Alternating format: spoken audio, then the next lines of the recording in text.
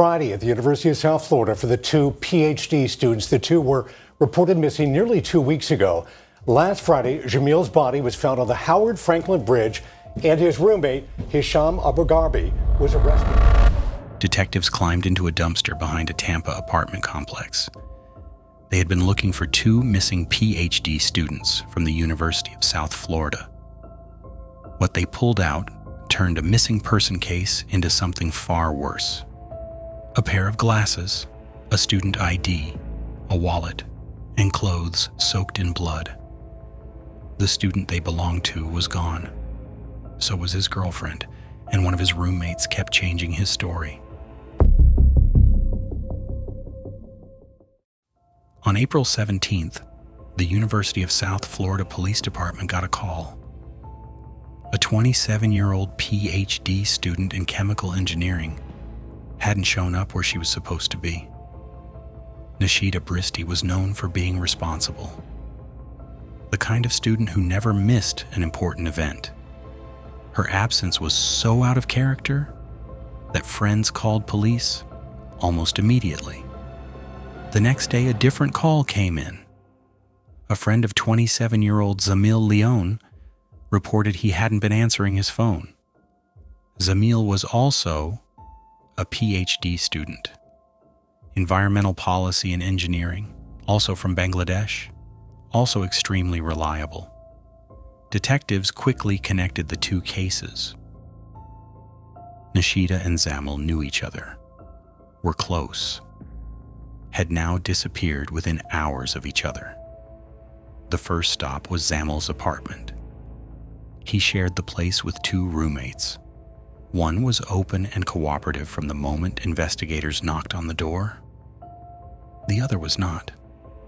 The second roommate would talk for hours, about himself, about anything. But the moment detectives steered the conversation toward Zamil or Nishita, he closed up. His answers shifted, contradicted earlier statements. Investigators noted it, filed it away. Then they noticed something else inside the apartment. The doormat by the front door was missing.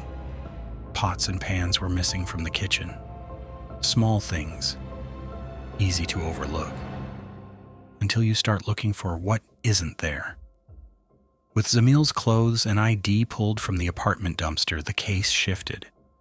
This was no longer just a missing person investigation, and the second roommate was no longer just a person of interest. Detectives obtained a search warrant for the apartment, for both roommates' phones, for their personal belongings, for their cars. Inside the apartment, they deployed a forensic chemical called Blue Star. It reveals blood that's been cleaned up. What it showed stopped them cold. A large pool of blood in the kitchen, a trail leading down the hallway, and on the floor of the suspect's bedroom, the clear outline of a human body, curled into a fetal position beside his bed. Then came the phone, wiped clean, no texts, no emails, no location history, no browsing data. A forensic team had to dig deeper, recover what had been deleted. What they found is what makes this case feel different from most. The suspect, days before the victims disappeared, had searched things no innocent explanation could cover. Could a knife penetrate a skull? Would neighbors hear a gunshot? Could a body be buried in a trash bag or thrown in a dumpster? He had also placed orders: heavy-duty black contractor bags, Lysol wipes, duct tape, lighter fluid, some from Amazon, some from DoorDash, delivered to his apartment in the days before two people went missing from inside it. Investigators then looked at the suspect himself. A laceration on his left pinky, a deep cut on the back of his left tricep that should have been stitched. He couldn't explain how he got either. To detectives, they read like defensive wounds. His car came next. The trunk showed minor traces, The passenger floor told the real story. Blue Star lit up a large area of blood on the front passenger side. Lab results would later confirm it belonged to Nishita Bristi. The car's GPS, like the phone, had been wiped, but the suspect's phone tracking data hadn't been fully erased. It placed him in Clearwater, around an area called Sand Key. Surveillance from a nearby fire station confirmed he had been there. Then his phone showed something else. A stop on the Howard Franklin Bridge, 17 miles from the USF campus.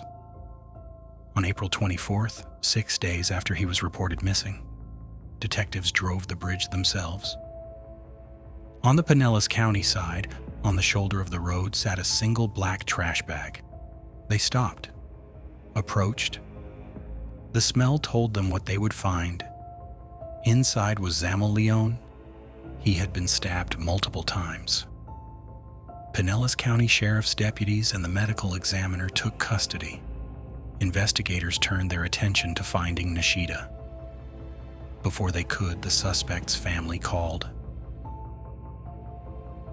He had become erratic, had attacked them in their home, had forced a violent confrontation with his sister. Detectives also learned he had recently purchased a firearm from a pawn shop. The Hillsborough County Sheriff's Office surrounded the family residence. SWAT and crisis negotiators were called in. Hours passed. Eventually, the suspect surrendered without incident and was placed under arrest. 2 days later, on the Pinellas side of the bay, 2 recreational kayakers were fishing in the mangroves. A line snagged on something heavy in the water. The man waded closer, smelled what he later described as undescribable. He saw what looked like a body inside an open plastic bag and called police. Identification took longer this time. Salt water and time had made fingerprints impossible. DNA dental records. The clothes she was last seen in on USF surveillance. All of it pointed to one conclusion. The Hillsborough County Sheriff confirmed it on a Friday morning. Both Zamel Leon and Nishita Bristi had been found. Both bodies would be returned to their families in Bangladesh. The suspect, who has not been convicted, is being held without bond. He faces 2 counts of first-degree premeditated murder, along with charges related to evidence tampering, false imprisonment, and battery. He is presumed innocent unless and until proven guilty in a court of law. Prosecutors have indicated the case will go to a grand jury. The death penalty remains on the table.